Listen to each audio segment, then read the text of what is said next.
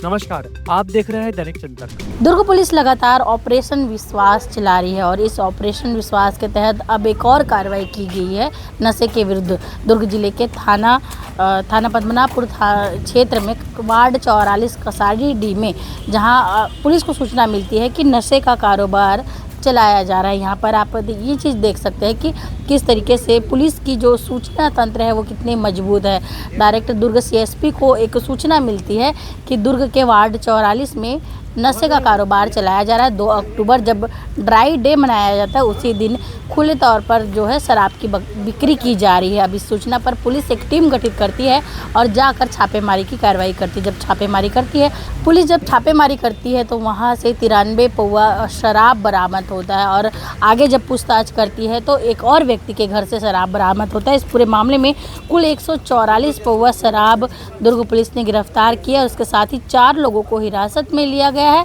और इस पूरे मामले में एक चाकू और साथ ही एक पिस्टल और एक कट्टा भी बरामद किया गया। साथ ही जिंदा कारतूस भी दुर्ग पुलिस ने बरामद किया है। लगातार जो दुर्ग पुलिस है वो नशे की कड़ी को तोड़ने में लगी हुई है और इसी के तहत ये कार्रवाई भी की गई है। ऑपरेशन विश्वास दुर्ग पुलिस द्वारा चलाया जा रहा है और क्या कुछ इस पूरे मामले में निकल कर आया है आगे आप बाइट के माध्यम से सुनेंगे कि क्या कुछ इस पूरे केस की डिटेल है। 4 लोगों को गिरफ्तार किया गया है जिसमें जो 2 आरोपी बताए जा रहे हैं वो हत्या के प्रकरण के पहले भी आरोपी रह चुके हैं और जेल भी जा चुके हैं।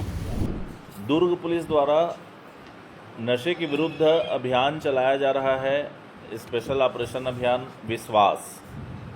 और ऑपरेशन विश्वास के अंतर्गत जो नशे की सप्लाई चेन है या नशे के जितने भी अवैध रूप से बिक्री करते हैं उस पर कार्रवाई के लिए लगातार निर्देश दिए जाते रहे हैं और उस पर थाना लेवल पर, पर्यवेक्षण अधिकारी के लेवल पर कार्रवाई की जाती है।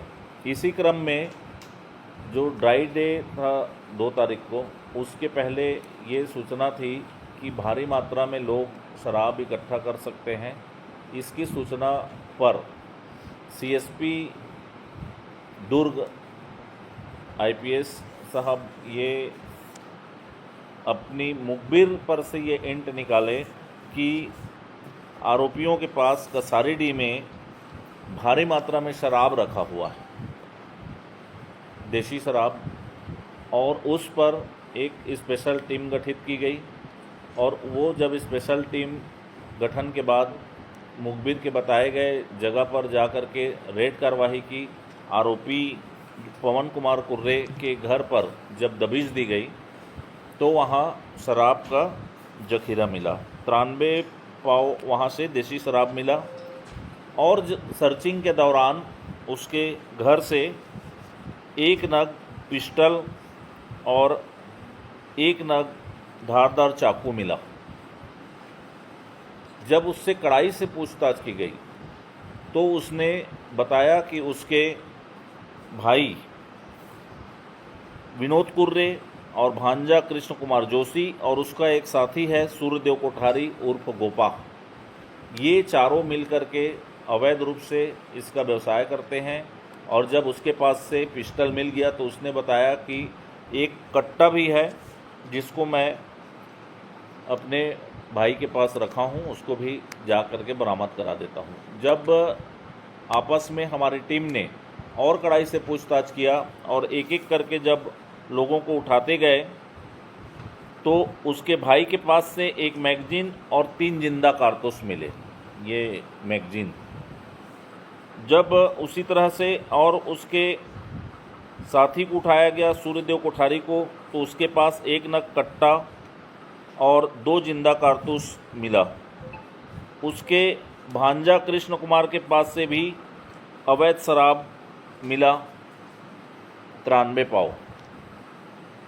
तो इस तरह से ऑपरेशन विश्वास की सूचना पर हमारी टीम ने दबिश दी और सजग रह करके वहाँ रेड कार्रवाई की। तो रेड कार्रवाई में उसके अलमारी से ये आर्म्स और उसके कारतूस बरामद हुए। ये धारदार चाकू, बटनदार चाकू भी बरामद हुआ है।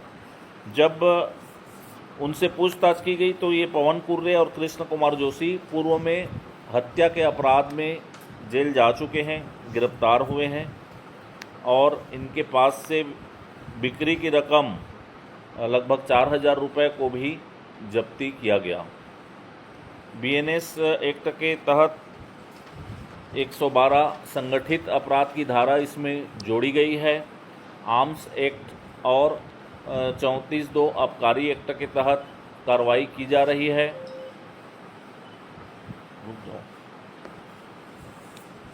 अभी माननीय न्यायालय में पेश कर रिमांड पे लिया जाएगा। पूर्व में कौन कौन जेल जा चुके सर? पवन कुर्रे और कृष्ण कुमार जोशी पूर्व में ये जेल जा चुके। तो बहुत समय से पदनापुर क्षेत्र में शराब की शिकायत आ रही थी, तो उसमें कार्रवाई करने के निर्देश एसपी सर द्वारा दिए गए थे। तो उसके कहने पर हमने मुखबिरी बैठाई थी। तो हमें रात को सूचना मिली कि 2 अक्टूबर क्योंकि ड्राई डे होता है तो काफ़ी सारे लोग स्टॉक कर रहे हैं भट्टी से लाला के दारू। तो उसके तहत हमने कसारी डी में रेड करी रात के करीब 11 बजे। तो हमें अच्छी खासी खेप बरामद हुई। पवन कुर्रे के घर सबसे पहले रेड करी गई, तो उसके यहाँ से करीब 93 पौवा मिला और उससे और कड़क तरीके से पूछताछ करने पर उसने बताया कि उसके घर में पिस्तौल भी है और चाकू भी हो सकता है। तो हमने तुरंत फिर से अपनी टीम वहाँ पर भेजी उसके साथ और पूरे घर की उसकी तलाशी ली गई और उसके घर से एक ऑटो पिस्टल मिली, जंग खाई हुई थी, एक ऑटो पिस्टल मिली और एक नाइफ बरामद हुआ।